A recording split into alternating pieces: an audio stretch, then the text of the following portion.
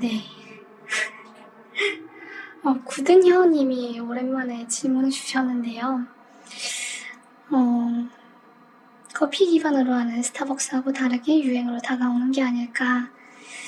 그래서 이제 이게 어떤 하나의 트렌드로서 굳어지고 있는 그런 상황인 것 같아요. 그래서 사실 저만 해도 이제 커피보다 이제 투썸 플레이스나 아니면은 한국에 있을 때 투썸 플레이스나 아니면은 이제 미국에 와서 스타벅스 같은 데 가게 되면은 커피보다 음료나 차나 아니면은 어떤 게 있을까요?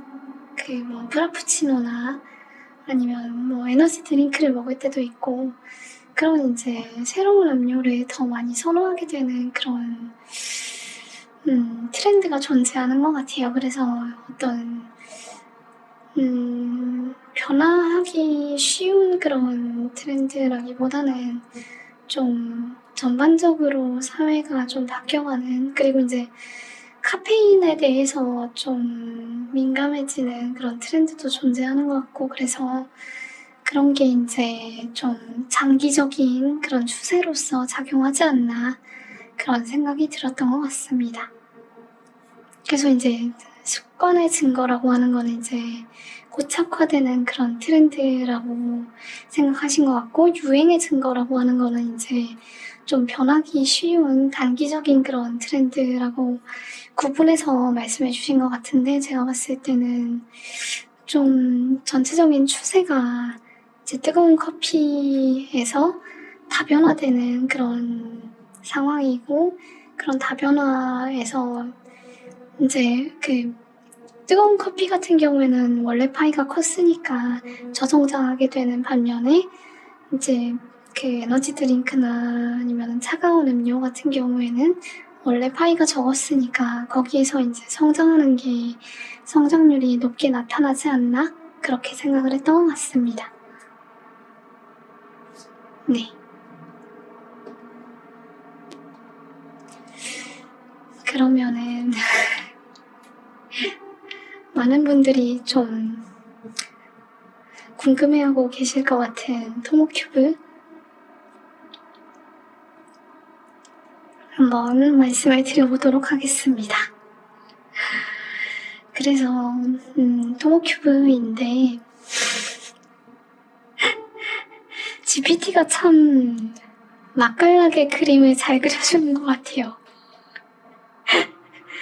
그래서 제가 이제 GPT는 원래 프로를 쓰다가 지금은 엔트로픽으로 옮겨갔거든요. 클로드로 옮겨갔거든요. 그래서 클로드는 맥스를 쓰고 있는데 챗GPT가 그림이나 이미지 만드는 거는 좀 잘 만들어가지고, 그리고 이제 서로 교차 검증할 때도 좀 쓸 때가 있어가지고 이제 GPT는 플러스로 구독을 하고 있습니다. 지금 그래서 한번 토모큐브 내용을 공유드려보도록 하겠습니다. 그래서 사과나무를 심고, 최근에 이제 저도 여기 왔더니 상추나 아니면 무 같은 게 좀 굉장히 비싸더라고요. 그리고 한국에서의 그런 맛이 좀 그리워가지고 어디서 씨앗을 구해가지고 기르고 있습니다. 근데 화분에 이제 이렇게 심어가지고 키우니까 정말 하루하루가 다르게 크더라고요. 그래서 참 놀랍기도 한데, 토모큐브는 그런 하루하루 자라는 그런 식물이 아니다. 사과나무같이 굉장히 긴 그림을 보고 기다려야 하는 그런 회사다라는 측면에서 한번 그렇게 그림을 그려달라고 하니까 굉장히 적나라하게 그림을 그려준 것 같아요. 그래서 제가 말씀드린 것처럼 토모큐브 같이 이제 성장주에 투자한다라는 거는 이미 다 갖춰진 연금 흐름을 사는 게 아닙니다. 만약에 그랬다면은 성장률이 이렇게 크게 나오지도 못했겠죠.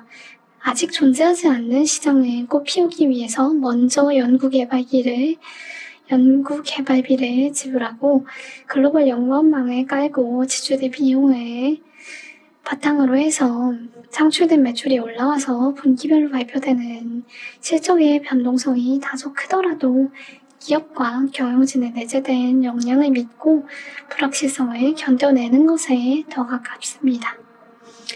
그렇기에 우리에게 중요하고 의미 있는 것은 토모큐브가 일궈낸 시장을 통해서 창출할 이익이 지금 우리가 집중하는 5에서 10억 원의 손익에 비해 훨씬 더 거대하고, 그로 인해서 자본소득은 주주들이 8월 14일 실적 발표 이후에 경험한 5에서 10% 정도에 달하는 손실에 비길 수 없을 정도로 클 것이라는 점, 그리고 그 시점까지 우리가 차분하게 기다려야 한다는 점, 그런 것들이 중요하고 의미 있는 것이 아닐까 생각했던 것 같습니다. 그런데 그런 기업의 주주가 되고서 매분기 자판기처럼 이익을 뱉어내지 않는다 라고 화를 낸다면, 그리고 매분기 제 이익을 내느냐 못 내느냐를 계속해가지고 체크하고 또 이제 노심초사하고 그 다음에 주위 사람들에게 그런 불안을 전파한다 라고 하면은 우리가 가격을 지불하고 얻은 것이 무엇이었는지, 얻은 가치가 무엇이었는지 다시 생각해 볼 그런 필요가 있지 않을까 생각을 했던 것 같습니다. 물론 모든 적자를 미래를 위한 투자라는 말로 용인할 수 있는 것은 아닙니다. 그리고 그렇게 하는 것이 꼭 바람직한 것도 아닙니다. 중요한 것은 그 비용이 어디에 쓰였고 매출이 커질 때 실제 영업 레버리지로 매출 성장으로 전환되는지, 그것입니다. 그런 취지에서 이번 반기 보고서를 뜯어보고 이전에 공시해 온 그런 내용들과 비교를 해보려고 합니다. 26년 확정 실적 같은 경우에 예측치하고 비교해보면은 컨센서스 대비해서는 10% 정도 매출이 상회했고, 사전 예측 50억 플러스 마이너스 5억은 적중했다라고 볼 수 있고, YOY로 보면은 57.9% 성장을 고가했습니다. GPM 같은 경우에 63.5%로 사전 예측한 것에 비해서는 소폭 하회됐고, YOY로 보게 되면은 이제 회복 중이고 1분기 대비해서는 다소 높아진 것을 확인하실 수 있습니다. 판관비는 37.4억 원이었고 사전 예측한 것에 비해서는 3억 원 정도 늘어나서 좀 이번에 미스를 나게 하는 좀 중요한 요인이 됐던 것 같습니다. 그리고 영업이익은 컨센서스는 부합했지만 사전 예측에 비해서는 좀 하회했던 것 같습니다. 그리고 순이익은 BEP에 근접할 수 있었던 것 같습니다. 그래서 2분기만 놓고 보면은 매출은 부합했는데 영이익은 손실, 순이익은 조금 더 적은 손실로 기존 회계 시기에 비해서 수익성이 낮게 나왔던 것 같습니다. 그리고 구원성 CSO 인터뷰에서 분기 50억이면은 흑자 구조라고 말했지만 실제로는 5.87억 적자가 시현되어가지고 수익성이 하락했다라는 그런 평가를 받을 수 있었던 것 같습니다. 그래서 매출 이연에 대해서 한번 먼저 평가를 해보면은 말씀드리기 전에 이제 그 한국무역협회도 보시게 되면은 이제 영업비밀 보호를 위해서 10단위 품목 통계를 이제 시공고 기준으로는 좀 공개하지 않겠다라고 얘기를 해가지고 이제 앞으로는 6단위로 좀 검색을 해봐야 될 것 같은데, 제가 비교를 해보니까 조금 차이 나는 것 같더라고요. 26년 6월까지 누적 같은 경우에는 정확히 일치하는데 25년은 보시게 되면은 홍콩, 일본, 독일 같은 것들이 이제 10단위에 비해서 6단위에서 좀 더 많이 잡히는 것 같습니다. 하지만 이제 다소 차이가 생기는 거를 감안하고 보시면 될 것 같아요. 그래서 이제 지난 분석글에서 말씀드렸던 대로 2분기 매출 중 상당 부분이 6월, 그 중에서도 6월 하순에 집중돼가지고 수출로 인식되지 않는 것이 매출이 이제 과소 인식될 위험이라고 말씀드렸던 것 같습니다. 그래서 6월 매출이 높았던 유럽 국가에서 예상했던 것보다 실제 매출이 낮게 나왔어요. 그래서 2분기 수출 통계가 꽤 높게 나왔던 주요 이유 중에 하나가 유럽 수출이 많이 나왔던 건데 6월에 이탈리아, 프랑스 수출이 많은 부분을 설명한다라는 것을 확인하실 수 있습니다. 그래서 이제 수출 통계 대비해서 실제 수출로 얼마나 인식되었는지를 검토해 보면은 아시아 같은 경우에 수출 통계 대비해서 실제 수출이 112.1%, 미주 같은 경우에 110%로 나왔는데 이제 유럽 같은 경우에 41.1%로 훨씬 하회한 것을 확인하실 수 있습니다. 그거를 이제 원화로 환산해 보면은 15.1억 원 정도 되니까 제 마음속 2분기 실적은 65억 원으로 하면 될 것 같습니다. 수주 잔고에 대해서도 좀 얘기들이 많았는데 정리해보면은 이렇게 됩니다. 그래서 수주 잔고가 많이 나오면은 매출 하방을 막아주는 안전판 개념으로 생각할 수 있는 것 같은데 홀로토모그래피 같은 경우에 생산기간이 1개월 내외이기 때문에 분기말 수주 잔고에 포함되지 않는 당분기 수주분 매출 인식이 다수 발생하고 있기 때문에 매출 상관관계가 낮게 나왔습니다. 그래서 통계적으로 처리해보면은 P밸류가 0.972로 굉장히 이제 설명력이 거의 없다라고 보시면 될 것 같아요. 그 이외에도 이제 표본수가 작고 그 다음에 4분기 예산 집행이 비율이 높다라는 점 때문에 잔고하고 무관하게 4분기 매출 증가, 1분기 매출 감소가 나타나고 있어가지고 상관관계가 낮게 나왔던 것 같습니다.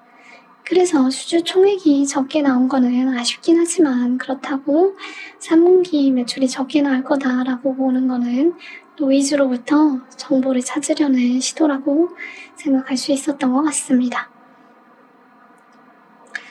비용 같은 경우에 수익성 지표를 보시면은 제 숫자로 보면은 이번 분기가 나쁘지는 않았던 것을 확인하실 수 있습니다. 그래서 보시면은 GPM 같은 경우에 이제 63.5%였는데 보시면은 이제 2분기, 4분기에 좀 이례적으로 높게 나온 거를 제외하면은 그렇게 낮은 수준은 아니었다라는 걸 확인하실 수 있고 판관비도 보시면은 37.4억이 꽤 높긴 하지만 이제 그 판관 비율을 보시면은 그렇게 높게는 이제 생각되지 않았던 것 같습니다. 그래서 매출 같은 경우에는 이제 2분기에 전년 동기 대비해서 58% 증가했고 전분기 대비해서는 81% 증가했고 반기 기준으로 보게 되면은 103% 증가해서 고성장 궤도에 머무르고 있다라는 것을 재확인할 수 있었고 거기에 이제 이연된 매출 더하게 되면은 계속해서 높은 성장이 이제 유지되고 있다라는 것을 확인하실 수 있는 것 같습니다.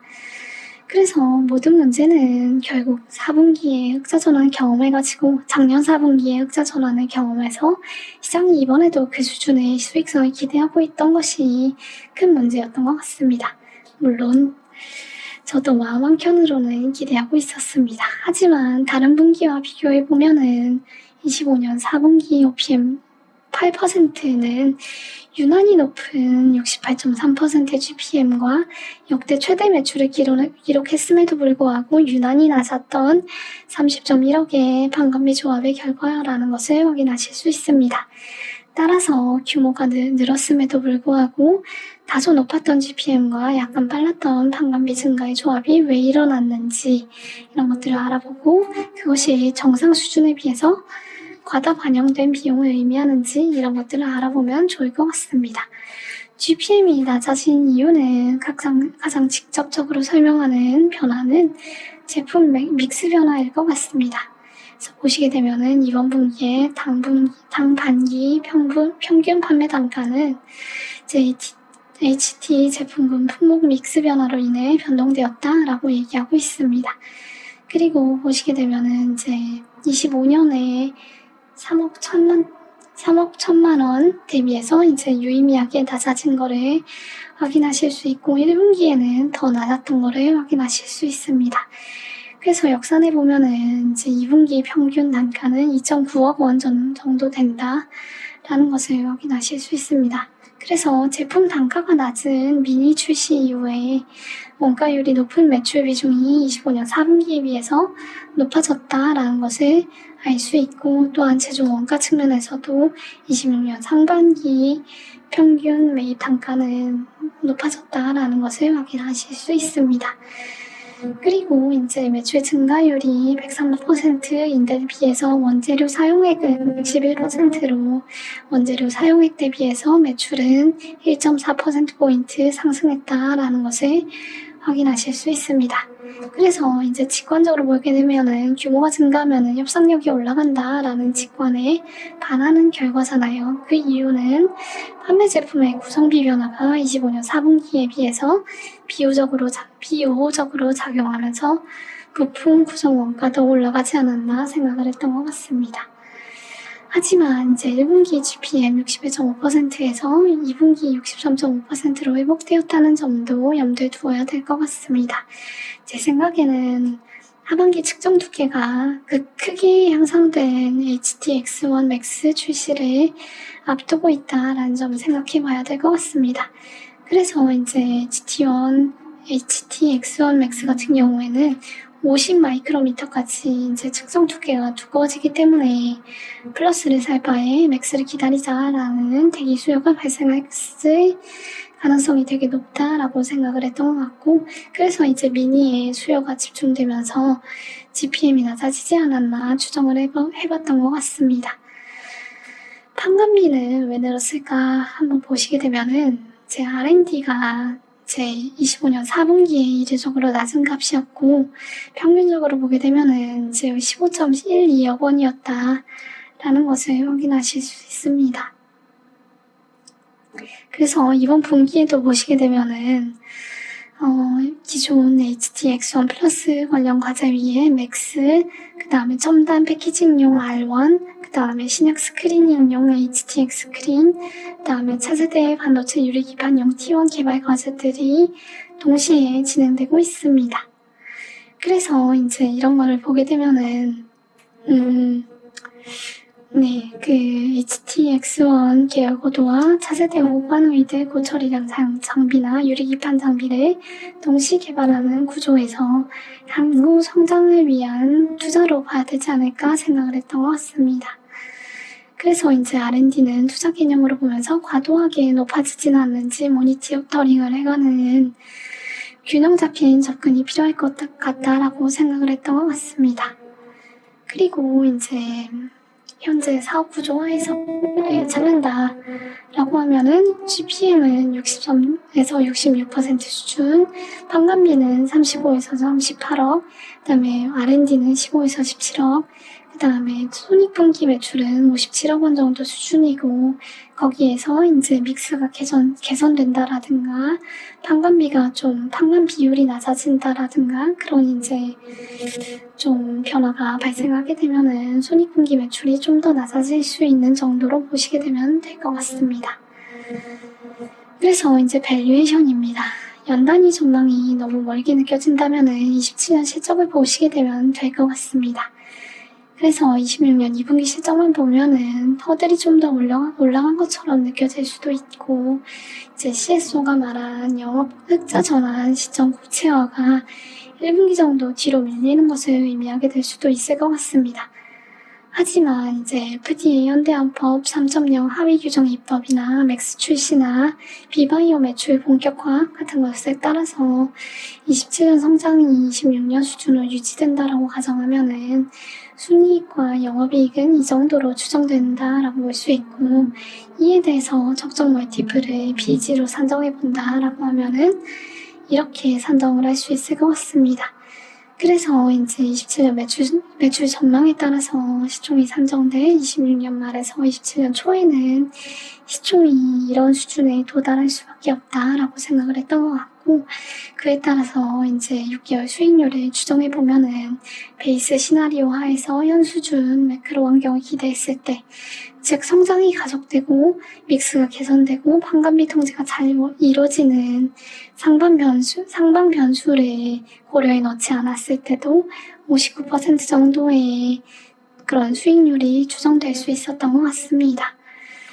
그래서 이제 시장은 5억의 차이가 난 이번 실적에 경영진에 대한 신뢰를 평가하는 지표로서의 의미를 부여한 것 같습니다. 하지만 이제 매출 이연의 존재라든가 맥스 출시로 정상화될 가능성, 그 다음에 구매 지연 효과나 미니로 인한 매출 구성 및 GPM 악화의 되돌림 같은 것들이 하반기에 예정되어 있습니다. 그래서 이제 근소한 차이로 흑자 전환에 실패하더라도 큰 손실이 나지는 않을 것 같습니다. 그리고 그 이후에 27년부터는 성장하는 것이 족족 이제 60% 정도로 이익으로 바꿔나갈 것이다 라는 것을 추정할 수 있습니다. 그렇게 되면은 이제 상승 추세가 현실로 다가올 시점이 짧게 보면은 27년 1분기, 길게 보면 27년 4분기 정도가 될 것이다 라고 생각되고, 그때도 지금 수준에 머무른다라고 하면은 1년 정도만 더 기다리면 됩니다. 이것이 제가 항상 말씀드렸던 우리의 실수를 성장이 커버해주는 기업에 투자할 때 이점이라고 할 수 있을 것 같습니다.